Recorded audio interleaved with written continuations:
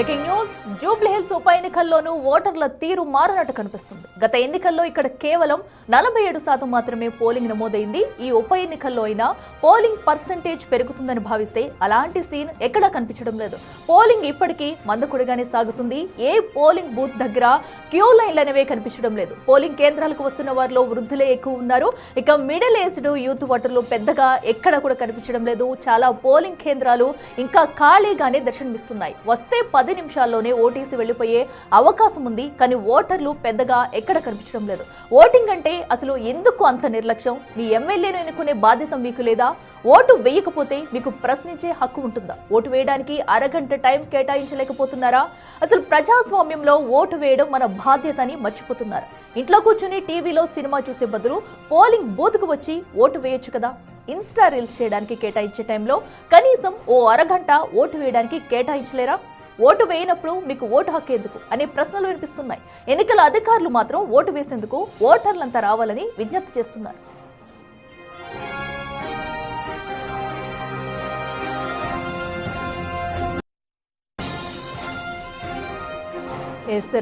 ఏదైతే అటు ఉప ఎన్నికల్లో కూడా ఓటర్ల తీరు అయితే మారినట్టయితే స్పష్టంగా తెలుస్తుంది. ఏ పోలింగ్ బూత్ వద్ద చూసినా కూడా కేవలం 10ల సంఖ్యలోనే ఆ ఓటర్లు అయితే కనిపిస్తున్నారు. సో ఎక్కడ కూడా క్యూలు అనేవి లేదు. ఎందుకంటే పెద్దగా ఆసక్తి చూపకపోవడమే దీనికి ఒక ప్రధాన కారణంగా కనిపిస్తుంది. సో ఓటర్లు ఎవరు కూడా తమ ఓటు హక్కును వినియోగించుకునేందుకు ముందుకైతే రాలేని సిచ్యువేషన్ అయితే మనం చూస్తున్నాము. ఇక మా ప్రతినిధి వెంకట్ లైవ్ లో సిద్ధంగా ఉన్నారు. వెంకట్, చెప్పండి. సో గత ఏడాది మనం చూసుకున్నట్టయితే లాస్ట్ ఎలక్షన్ లో కూడా సుమారుగా 47% వరకు పోలింగ్ అయితే నమోదైంది. అయితే ఇప్పుడు అది కూడా నమోదవుతుందా లేదంటే డౌట్ గానే కనిపిస్తుంది. పోలింగ్ బూత్స్ వద్ద సిచ్యువేషన్ చూస్తుంటే ప్రస్తుతం ఇంకా ఏమన్నా సాయంత్రం వరకు టైం ఉంది కాబట్టి పోలింగ్ పర్సెంటేజ్ పెరిగే ఛాన్సెస్ ఏమైనా ఉన్నాయనుకోవచ్చా?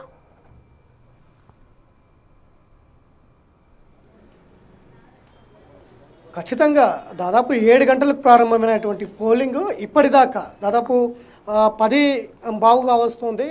దాదాపు 2 గంటలన్నర సమయం దాదాపు అవుతూ ఉంది.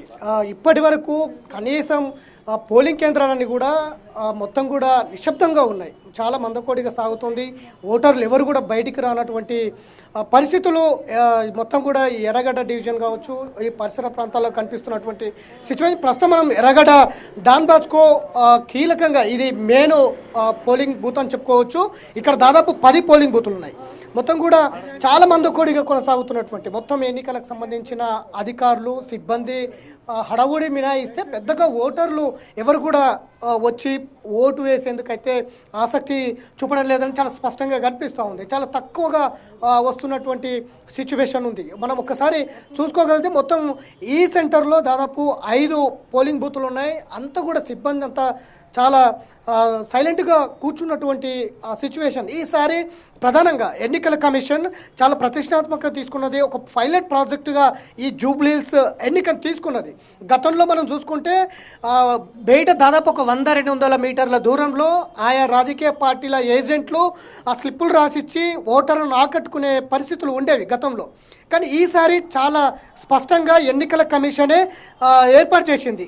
లోనికి వచ్చిన తర్వాత పోలింగ్ బూత్లకు వచ్చిన తర్వాత వాళ్ళంతా కూడా చాలా ఓటు ఎక్కడ ఉంది, ఆ స్లిప్ ఎట్లా ఇవ్వాలి, పోలింగ్ కేంద్రం ఎన్నో పోలింగ్ కేంద్రం, ఇదంతా కూడా మొత్తం ఎన్నికల కమిషనే బూత్ లెవెల్గా ఒక్కొక్క ఏదైతే అసిస్టెన్స్ బూత్ను ఏర్పాటు చేసింది. మొత్తం వారికి వచ్చిన ఓటర్లకు ఎలాంటి అసౌకర్యం కలిగించకుండా మొత్తం ఓటు ఎక్కడ ఉంది, ఎన్నో పోలింగ్ బూత్లో ఉంది, అంతా కూడా ఎన్నికల కమిషన్ చేసింది.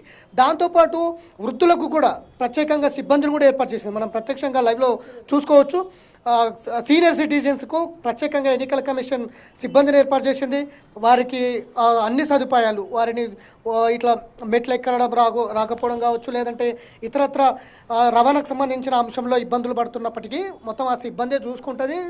పోలింగ్ బూత్లో తీసుకెళ్లిన తర్వాత ఓటేసిన తర్వాత మళ్ళీ బయటికి తీసుకొచ్చే ఫెసిలిటీస్ కూడా ఈసారి ఎన్నికల సంఘం ఏర్పాటు చేసింది. వీరితో పాటు అన్ని సదుపాయాలు, మొబైల్ ఫోన్ కూడా ఇక్కడే డిపాజిట్ చేసుకునే అవకాశం కూడా కల్పించింది. నేరుగా ఉద్యోగస్తులు అయితే నేరుగా ఇక్కడే డిపాజిట్ చేసి మొబైల్ ఇక్కడే ఓటేసి ఇటు నుంచి ఇటే ఆఫీసులకు వెళ్లేందుకు కూడా సదుపాయాలు కల్పించింది. ఇన్ని సదుపాయాలు కల్పించినప్పటికీ ఎన్నికల కమిషన్ చాలా ప్రతిష్టాత్మకంగా తీసుకున్నది. అందరు రావాలి, ఓటు వేయాలి, ఓటు హక్కు వినియోగించుకోవాలి, ఓటు హక్కును దుర్వినియోగం చేసుకోవద్దు అన్నది ఇటు ప్రధానంగా రాజకీయ పార్టీలు కావచ్చు, ఎన్నికల కమిషన్ కావచ్చు, ముఖ్య ఆ, నేతలు కావచ్చు, అట్లానే సెలబ్రిటీస్ కావచ్చు, పెద్ద ఎత్తున ప్రచారం చేసినప్పటికీ ఎక్కడ కూడా ఓటర్లలో చలనం లేదనేది చాలా స్పష్టంగా కనిపిస్తూ ఉంది. ముఖ్యంగా యువత ఎక్కడ కూడా కనిపించినటువంటి దృశ్యాలు ఈ పోలింగ్ సెంటర్ అంతా చూసుకోవచ్చు.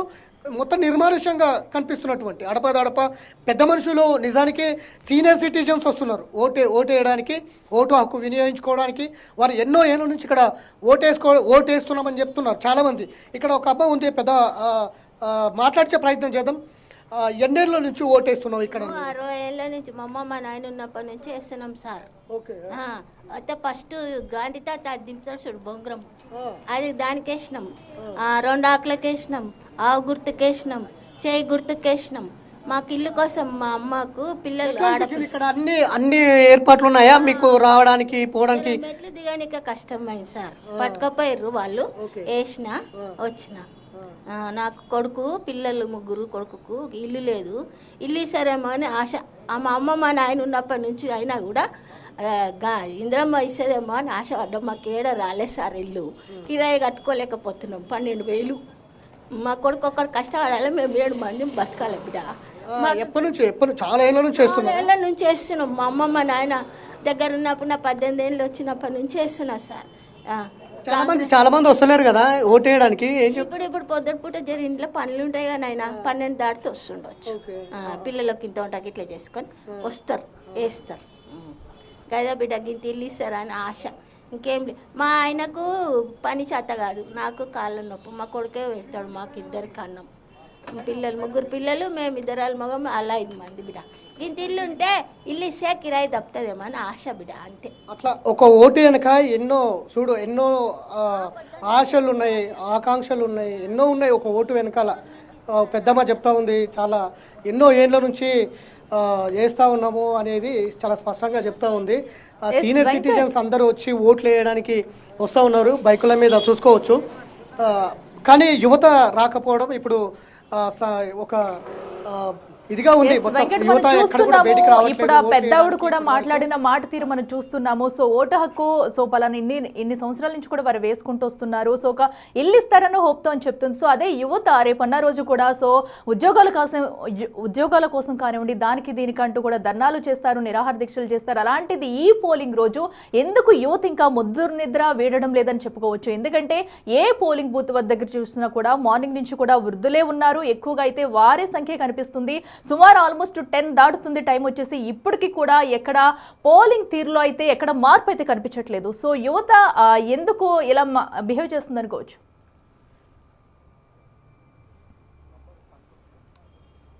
ఖచ్చితంగా ఆ పెద్దమ్మ మాటలు ఇన్స్పైర్గా తీసుకొని రావాలి యువత కూడా బయటికి వచ్చి ఓట్లు వేయాలి, ఓటు హక్కును వినియోగించుకోవాలి అని చెప్పి పెద్దమ్మ చెప్తుంది. ఎన్నో ఏళ్ళ నుంచి వేస్తున్నాం మేము ఓటు, కానీ అందరూ రావాలి అని కూడా చెప్తా ఉంది. యువత ఆదర్శంగా తీసుకొని బయటికి రావాలి. ఇవాళ ప్రభుత్వం కూడా హాలిడే ప్రకటించి ఉంది. అందరూ కూడా బయటికి వచ్చి ఓటు హక్కు వినియోగించుకోవాలని ఇప్పటికే ఎన్నికల కమిషన్ అనేక ప్రచారాలు కావచ్చు, అవగాహన కల్పించి ఉంది. కానీ యువత ఇప్పటి వరకు బయటికి రాలేదు. ఓన్లీ సీనియర్ సిటిజన్స్ మాత్రమే వస్తున్నారు. ప్రభుత్వం సెలవు దినంగా ప్రకటించింది, కానీ సెలవు దినాన్ని దుర్వినియోగం చేసుకుంటుంది యువత అనేది కూడా ఇక్కడికి వచ్చినటువంటి సీనియర్ సిటిజన్స్ చెప్తా ఉన్నారు. ఓటు హక్కు వినియోగించుకోవాలి, ఓటు హక్కు వినియోగించుకోకపోతే అది నేరం అవుతుంది, ప్రశ్నించే హక్కు కోల్పోతారు, తప్పకుండా రావాలి అనేది కూడా ఇక్కడికి వచ్చినటువంటి చాలా సీనియర్ సిటిజన్స్ చెప్తున్నటువంటి పరిస్థితులు కూడా ఉన్నాయి. మొత్తం ఇదే సిచ్యువేషన్ మొత్తం ఎర్రగడ్డ డివిజన్లో కొనసాగుతుంది. మొత్తం నిర్మానుష్యంగా పోలింగ్ బూతులన్నీ ఉన్నాయి. ఎవరు కూడా ఓటింగ్ వచ్చే ప్రసక్తి లేనట్టుగా కనిపిస్తూ ఉంది. కొద్దిమంది సీనియర్ సిటిజన్స్, నడవలేని వాళ్ళు, వికలాంగులు, పెద్ద మనుషులు ఇట్లాంటి వారు వచ్చి చాలా సీరియస్గా ఓట్లు వేస్తున్నటువంటి విజువల్స్ కూడా మనం చూసినాం. కానీ ఇక్కడ చాలామంది యువత కావచ్చు, ఇట్లా మధ్య వయసులో ఉన్నటువంటి వాళ్ళు కీలకంగా రాలేకపోతున్నారు. బహుశా మధ్యాహ్నం తర్వాత ఏమైనా బయటికి వస్తారా, యువత వచ్చి ఓట్లు వేస్తారా? ఎందుకంటే 1 గంట అనుమతి కూడా ఎక్కువ ఇచ్చింది ఎన్నికల కమిషన్. 5 గంటల వరకే కాదు, 6 గంటల వరకు 1 గంట సేపు ఎక్కువగా ఇచ్చారు. సో మధ్యాహ్నం తర్వాత ఏమైనా యువత బయటికి వస్తుందా అన్నది కూడా ప్రతిసారి కూడా కేవలం 42% మాత్రమే ఈ జూబ్లీ హిల్స్లో ఎన్నిక జరిగింది. గతం కంటే కూడా రాష్ట్ర వ్యాప్తంగా చూసుకున్నా కూడా జూబ్లీ హిల్స్ అతి తక్కువ ఓటింగ్ కనిపించింది. కానీ ఈసారి అనేక అవగాహన కల్పించినప్పటికీ అప్డేట్ వర్షన్లో ఎన్నికల కమిషన్ అన్ని సదుపాయాలు కల్పించినప్పటికీ పెద్ద సంఖ్యలో ఓటర్లు కదిలొస్తారా లేదా అన్నది అయితే చూడాలి. ఇప్పటివరకు చాలా తక్కువగా ఓటింగ్ శాతం కూడా నమోదైనట్టుగా కూడా స్పష్టంగా తెలుస్తూ ఉంది. కానీ హాలిడేస్ దుర్వినియోగం చేసుకోవద్దు, యువత ఇళ్లలో ఉండవద్దు, యువత ఖచ్చితంగా బయటికి రావాలి, ఓటు వేయాలి, ఓటు హక్కును వినియోగించుకోవాలి. ఓటు వేసిన తర్వాతనే ప్రశ్నించే హక్కు మనకు వస్తూ ఉంది. ఈ ఓటు హక్కును మనం దుర్వినియోగం చేసుకోకూడదు అనేది కూడా చాలామంది ఇప్పటికే అనేక ప్రచారాలు చేశారు, అనేక సంబంధించి చేసినటువంటి పరిస్థితులు ఉన్నాయి. యువత కూడా మధ్యాహ్నం తర్వాత ఏమైనా వస్తారా అన్నది కూడా చూడాల్సిన అవసరం ఉంది. మొత్తం ఎర్రగడ్డ డివిజన్లో అయితే మందకొడిగానే కొనసాగుతూ ఉంది. అక్కడక్కడ 61 సెంటర్లు ఉన్నాయి ఎర్రగడ్డలో. అక్కడక్కడ కొంత ఈవీఎంలు మొరాయించినప్పటికీ కొంత మందకొడిగా నిదానంగా ఓటింగ్ శాతం కనిపిస్తూ ఉంది కొన్ని డివిజన్లలో. కానీ ఇక్కడ డాన్ బాస్కో స్కూల్లో దాదాపు 10 పోలింగ్ బూతులు ఉన్నాయి. 10 పోలింగ్ బూత్లో కూడా మొత్తం నిర్మానుష్యమైనటువంటి పరిస్థితి. ఎవరు పోలింగ్ కేంద్రాలకు రావట్లేదు, ఎవరు కూడా ఓటు వేసుకోవడానికి శ్రద్ధ చూపట్లేదా, లేదంటే ఇంట్లో పనులు అయిపోగొట్టుకున్న తర్వాత ఇప్పుడు పెద్దమ్మ చెప్పినట్టు ఇంట్లో పనులు ఉన్నాయి, ఇంట్లో పనులు అయిన తర్వాత 10, 11 తర్వాత 11, 12 తర్వాత బయటకు వస్తారు అనేది అయితే చెప్తా ఉన్నారు. ఆ విధంగా ఏమైనా బయటకు వస్తారా యువత అనేది కూడా చూడాలి. Okay, right Venkat.